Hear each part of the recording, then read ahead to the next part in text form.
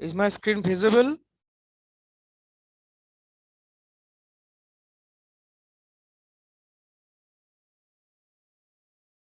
Screen दिख रहा है? Yes, sir. Okay. So try to listen it carefully. Okay.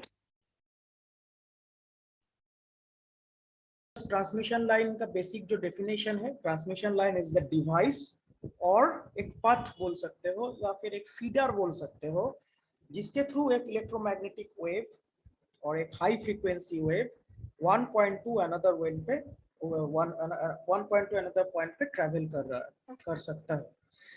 So that is the basic definition of transmission line. So transmission lines का types: two-wire parallel, coaxial, strip type waveguides. So microwaves का जो basic parameters है कल उसके बारे में discuss कर रहे थे थोड़ा थोड़ा, क्योंकि हम फिर से बोल रहा हूँ कि सिलेबस में जो है स्टॉप मैचिंग दिया हुआ है, single stop matching, double stop matching. So stop matching क्या होता है? Basically stop matching transmission line का स्टॉप मैचिंग हम लोग करते हैं. तो ट्रांसमिशन लाइन क्या है वो अगर नहीं जानेंगे तो स्टॉप मैचिंग ठीक से समझ में नहीं आएगा. दैट इज वाई हम लोग को ट्रांसमिशन लाइन के बारे में थोड़ा सा जानना पड़ेगा. तो फर्स्ट ऑफ ऑल तो ये इम्पिडेंस एंड एडमिटेंस दो वर्ड आता है. Impedance you know the resistance and inductance together are called at in transmission line as impedance known as, and capacitance and conductance, that means C and G together are called as admittance. Okay, so admittance and impedance both are जो basic parameters होता है, that means RLGC जो term है वो RLGC से ही ये admittance and impedance बन रहा है. और एडमिटेंस बेसिकली जो होता है 1 बाई लोड इम्पिडेंस. ओके, याद रखोगे एडमिटेंस जो होता है y equals to 1 by ZL. So आगे जाके हम लोग देखेंगे उसको, आज ही देखेंगे.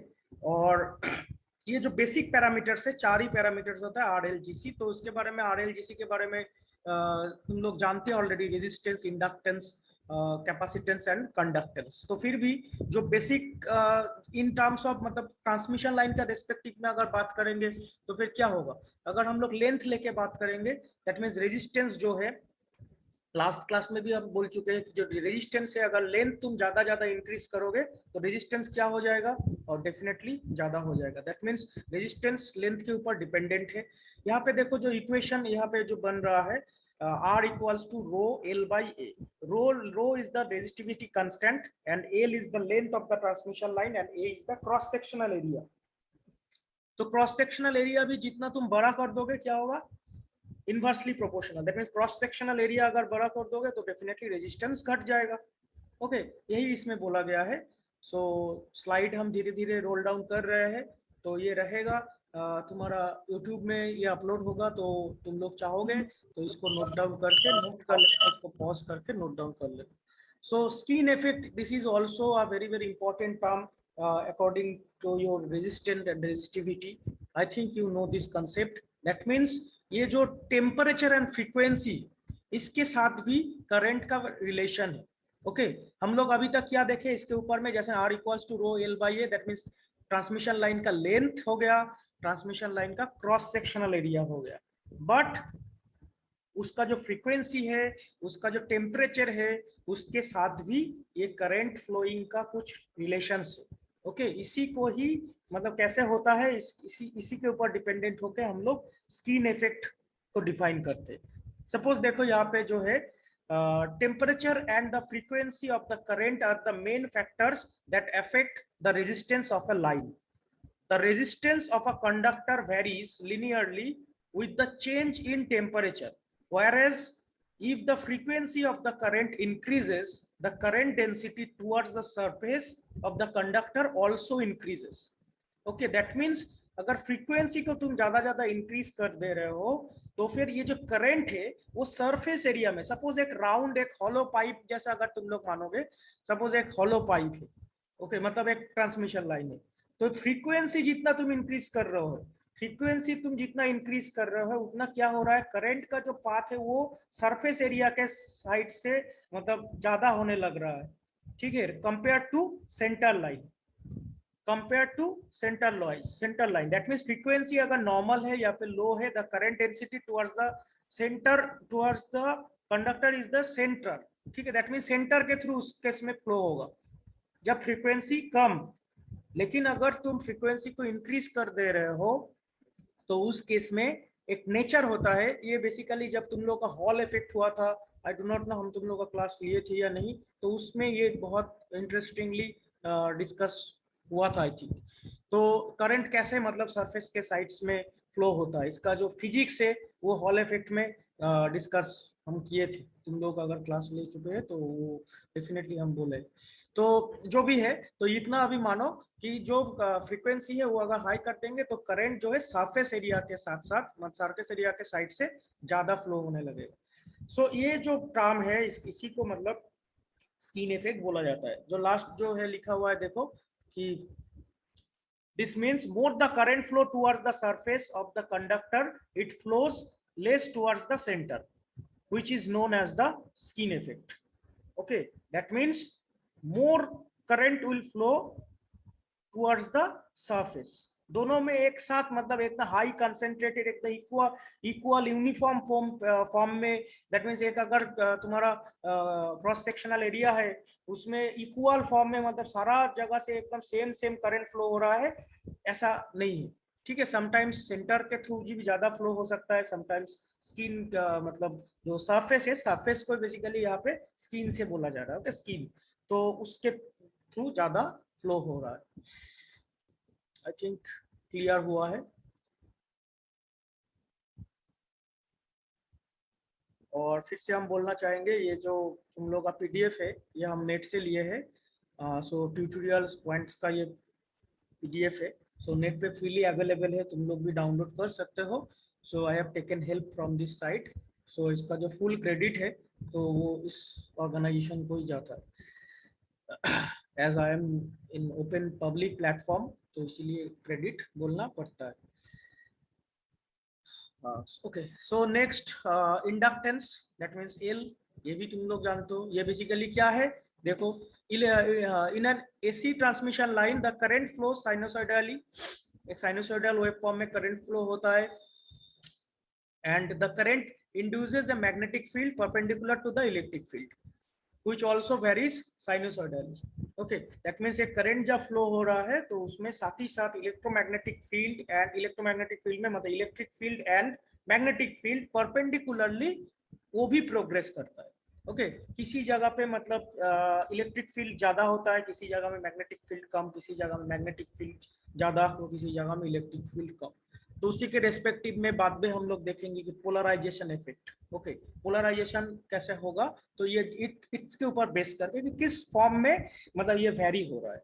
तो मेनली जो है ये electric field and magnetic field है, ये हमेशा एक दूसरे के साथ परपेंडिकुलर में रहता है। देखो ये जो वेव ट्रेवल कर रहा है, ये जो एक वेव ट्रेवल कर रहा है, इसमें जो मतलब वर्टिकली जो दिखाया गया है, ये वर्टिकली जो दिखाया गया है इसके साथ ये मैग्नेटिक फील्ड जो है परपेंडिकुलर मतलब 90 डिग्री इसका अंतर रहता है, ये हमेशा मेंटेन रहेगा। ओके, लेकिन यहाँ पे जो देखोगे इसमें पर्टिकुलर पॉइंट पे जो इलेक्ट्रिक फील्ड है इसका जो मैक्सिमम पीक है इलेक्ट्रिक फील्ड का, उसी सेम पोजीशन पे मतलब सेम पॉइंट पे एक्सिस के ऊपर मैग्नेटिक फील्ड का भी वही सेम पोजीशन। बात समझ में आ रहा है? इसमें भी देखो ये जो पीछे जा रहा है इसका भी उस पॉइंट में ई का जो मैक्सिमम पोटेंशियल है एंड एम का जो maximum potential, both are same in the same point. जहां पे जीरो है दोनों का जीरो है, जहां पे मैक्सिमम है वहां पे मैक्सिमम। तो ये जो जब हम लोग पोलराइजेशन देखेंगे तो उसमें यही सेम फंडा अप्लाई होगा। तो ये बेसिकली एक होता है सर्कुलर पोलराइजेशन, इसमें हम लोग का सर्कुलर पोलराइजेशन मिलेगा। दैट मीन्स जहां पे मैक्सिमम इलेक्ट्रिक फील्ड वहीं पे maximum electric field. That means अगर एक पोलराइजेशन अगर देखोगे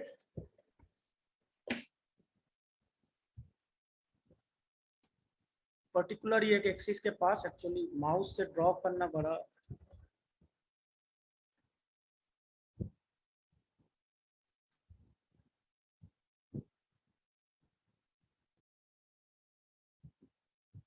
एक पर्टिकुलर एक्सिस पॉइंट पे अगर देखोगे तो उस पॉइंट पे ई एक्स अगर तुम मानोगे वो भी मैक्सिमम, और उसी पॉइंट पे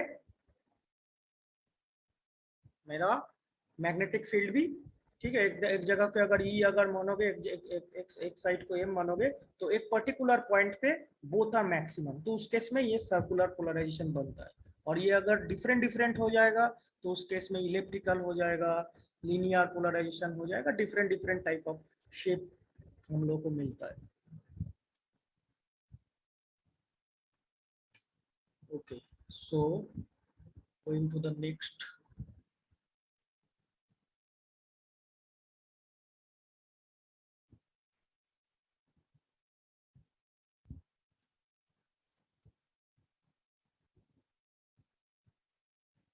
सो इंडक्टेंस का जो यूनिट है हेनरी है, रेजिस्टेंस का जो यूनिट था ओम था, मतलब था मतलब अभी भी है, मतलब स्लाइड हो चुका है इसीलिए था बोल रहा हूँ।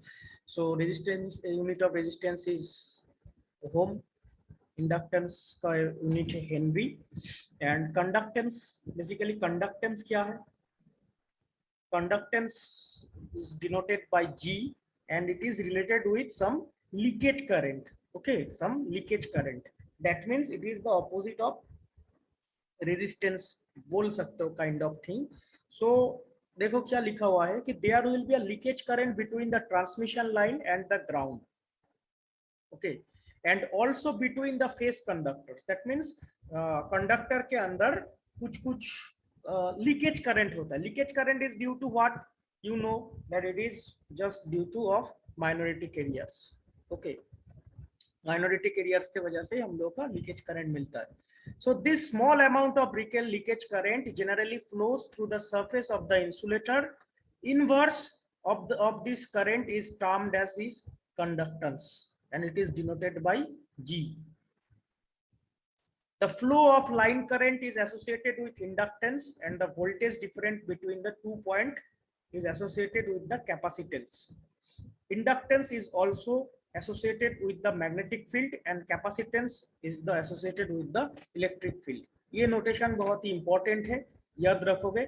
Inductance is associated with the magnetic field and capacitance is associated with the electric field in terms of transmission line.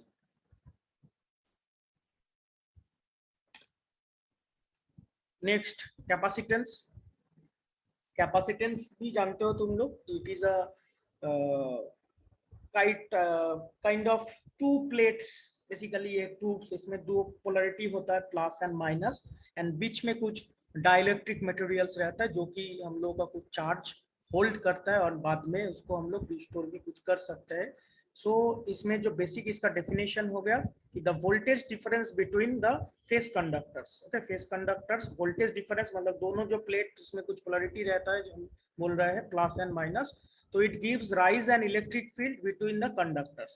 Okay, so it gives the rise and electric field between the conductors. The two conductors are just like parallel plates and the air in between them becomes dielectric. This pattern gives rise to the capacitance effect between the conductors. So C का जो unit होता है यहाँ पे mention नहीं है. So what is the unit of C? Is farad. And conductance का unit भी यहाँ पे मेंशन नहीं है. What is the unit of conductance? Anyone can tell?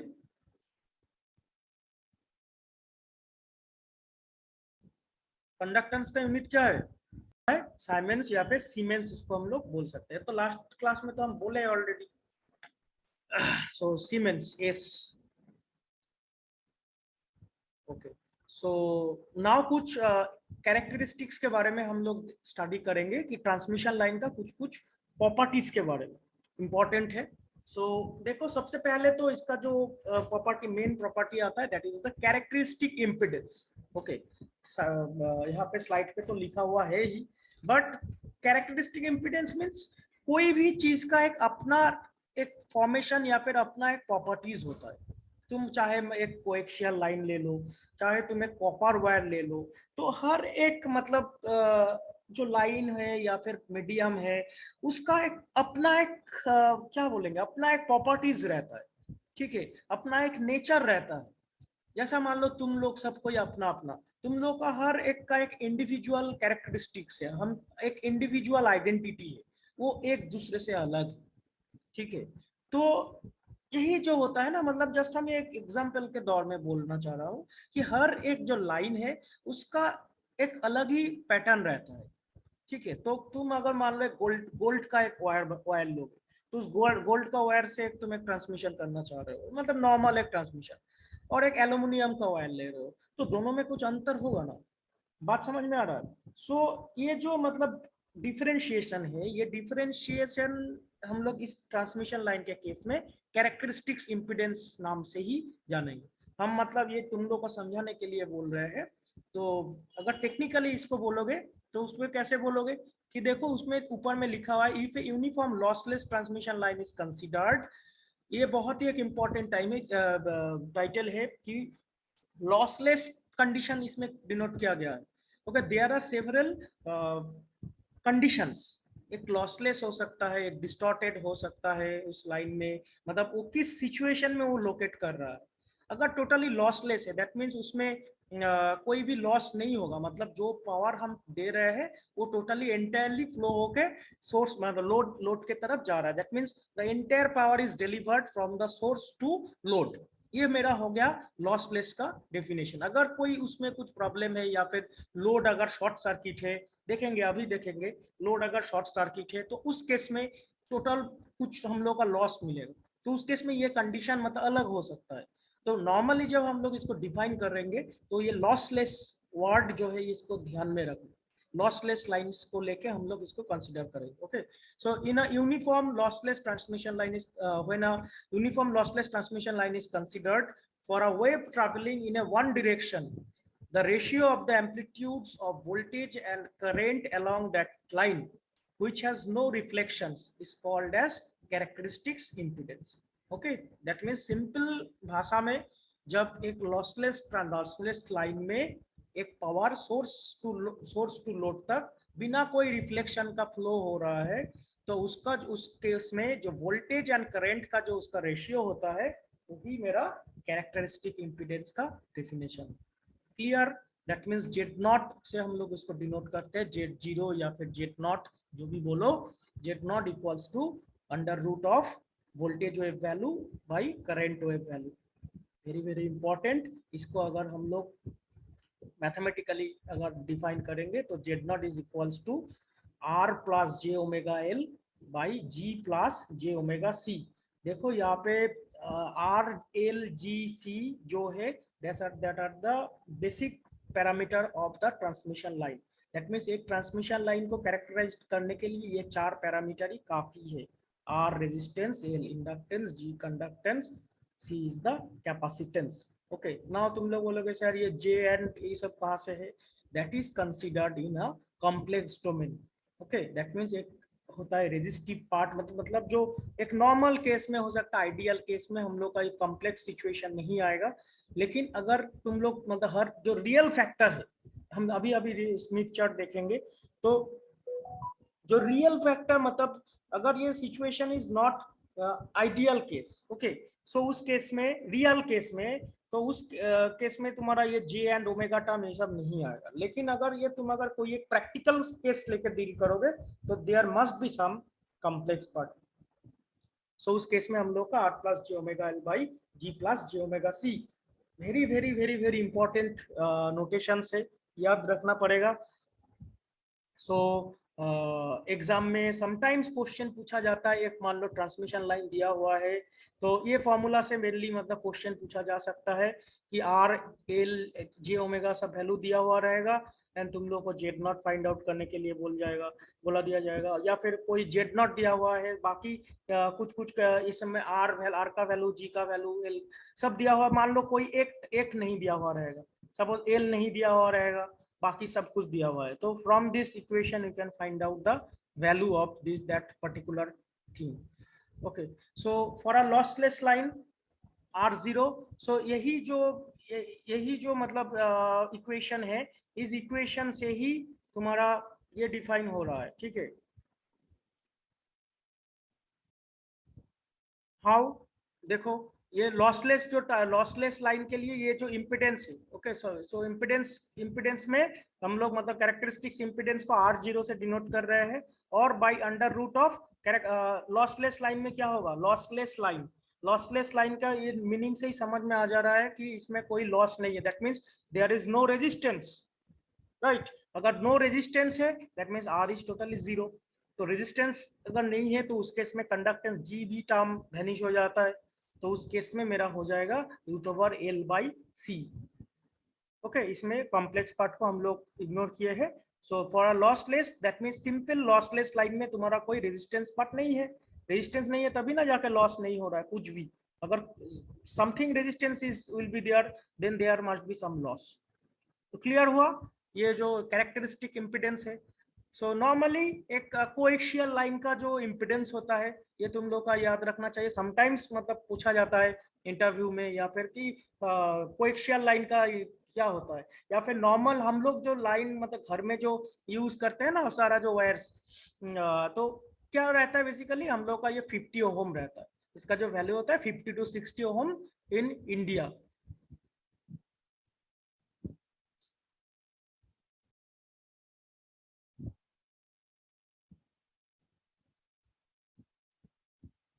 Okay, class, I think, okay.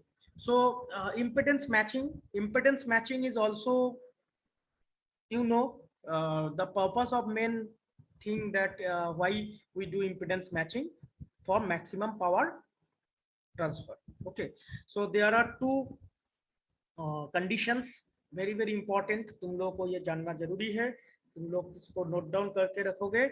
And एक बार हम रीडिंग करना चाहते हैं कि the resistance of the load should be equal to that of the source.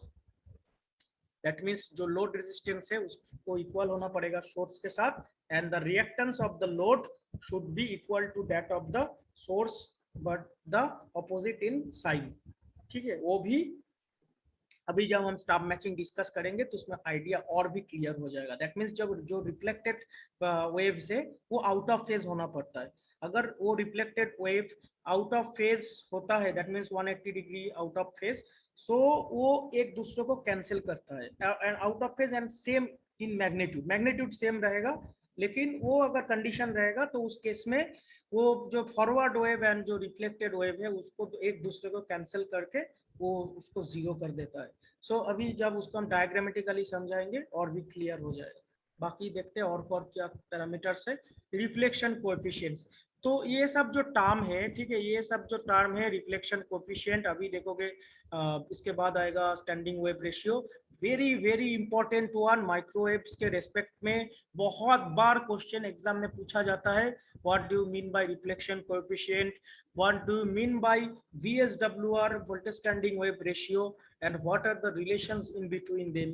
very very common question है, बहुत बार पूछा गया है एंड इम्पोर्टेंट है इंटरव्यू के पर्पस में, लेबोरेटरी रेस्पेक्ट में, क्योंकि ये टर्म्स नहीं जानोगे तो लैब में, क्योंकि बार बार ये सब वर्ड आएगा। हम लोग जब आगे आगे जब डिस्कस करेंगे ये सब वर्ड बहुत बार आएगा। So you have to know the meaning of this terms. So एक बार देखते क्या है। Basically it is the ratio of reflected voltage wave and the incident voltage wave, that means VR by VE at the load terminal.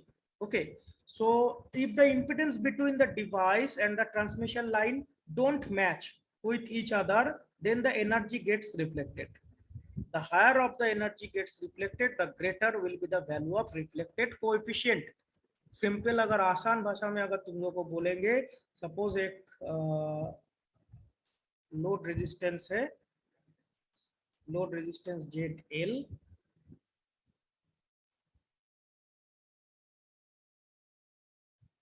This is the source. Okay, और मान लो इसमें हम transmission line को एक ट्रांसमिशन मतलब एक matching unit को एक बॉक्स के थ्रू दिखाया है।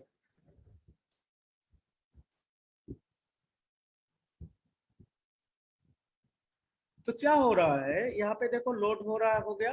तो जब एक वेव ट्रेवल कर रहा है ना, जब एक वेव ट्रेवल कर रहा है थ्रू दिस मैचिंग यूनिट,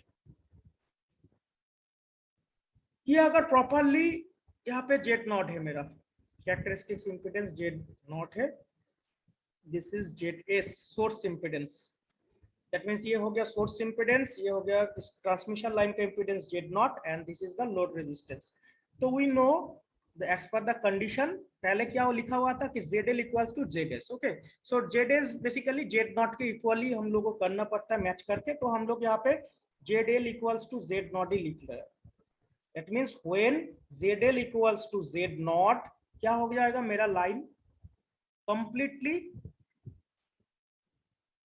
इसमें से पावर फ्लो करेगा, that means impedance is matched.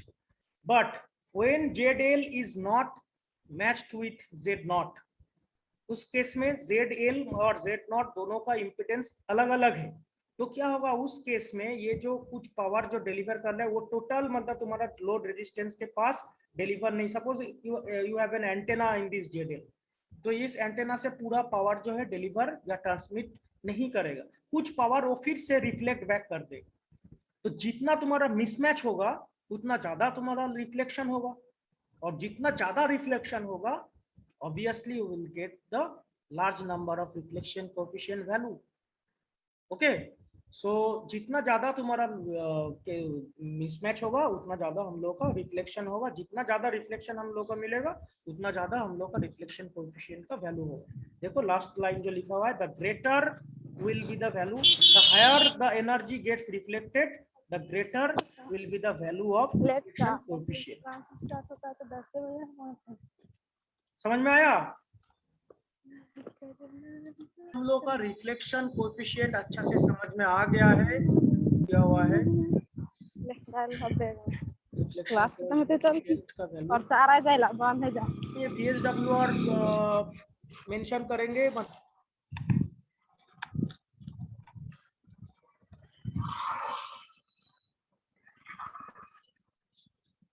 दे जाएगा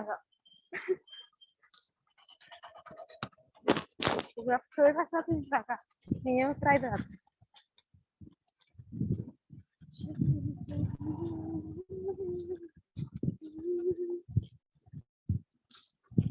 आज यार मैं बच्चे तो लेकर गए 3 को कहां से लिया देखिए हम आज इतना है जोर का मारा नहीं तो अभी नहीं चाहिए।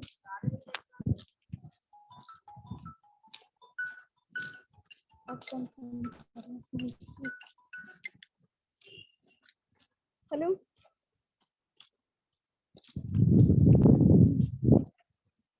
हाँ खत्म हो गया।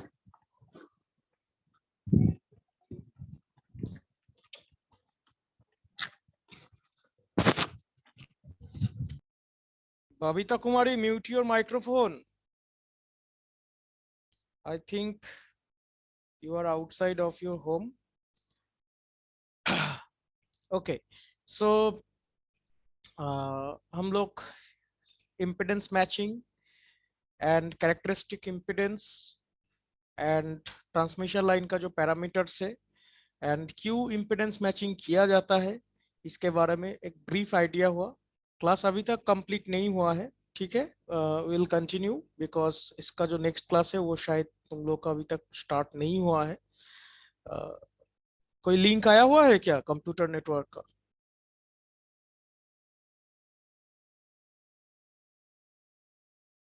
नो।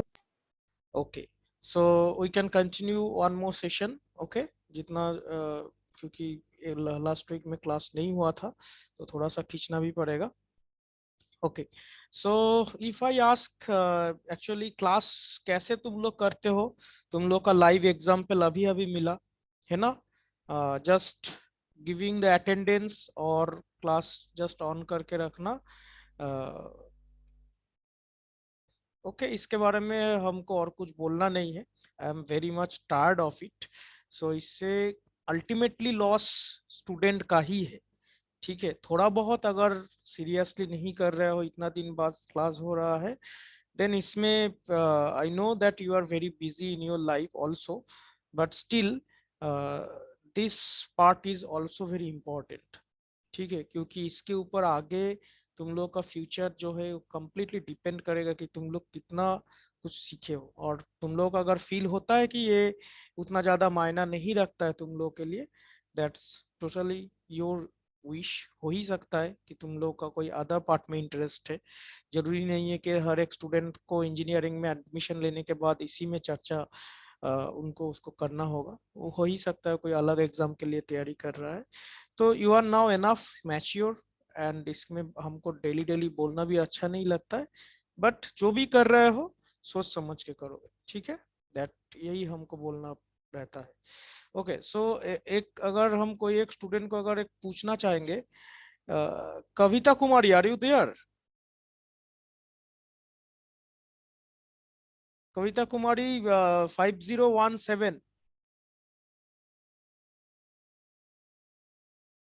Yes sir. ओके, तो अगर तुम क्लास ठीक से सुनी हो तो तुम स्किन इफेक्ट क्या है बोल सकते हो? Skin effect, sir skin effect,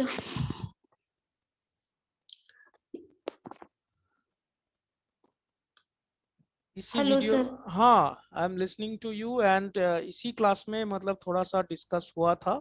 just आसान भाषा में एक लाइन में जानना चाह रहे थे। सर जैसे हम लोग ये डेटा ट्रांसमिट करते हैं, तो हम लोग का जो डेटा ट्रांसमिट होता है वो या सेंटर से जो हम लोग का ये पास होता है सर, ओके या फिर मतलब हम लोग बोल सकते हैं कोई कंडक्टर का जो सरफेस होता है उसके अकॉर्डिंग जब हम लोग डेटा को ट्रांसफर करते हैं तो ठीक है ठीक है। आई तुम आई जो थिंक, सेंटर में हम लोग का लॉस होता है सर, अ, ठीक है। ओके, डेटा और data Arun Kumar, okay okay, its current all का, राइट। अरुण कुमार, तो उसी को हम लोग स्किन इफेक्ट बोलते हैं।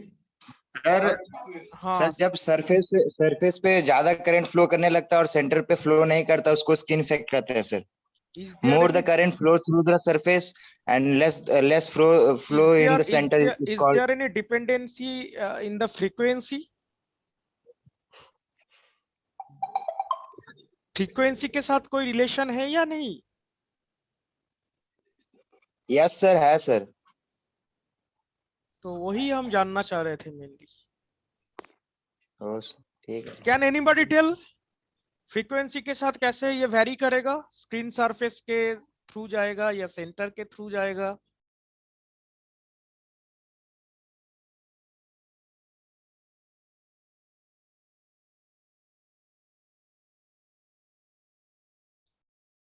कोई भी बोल सकते हो।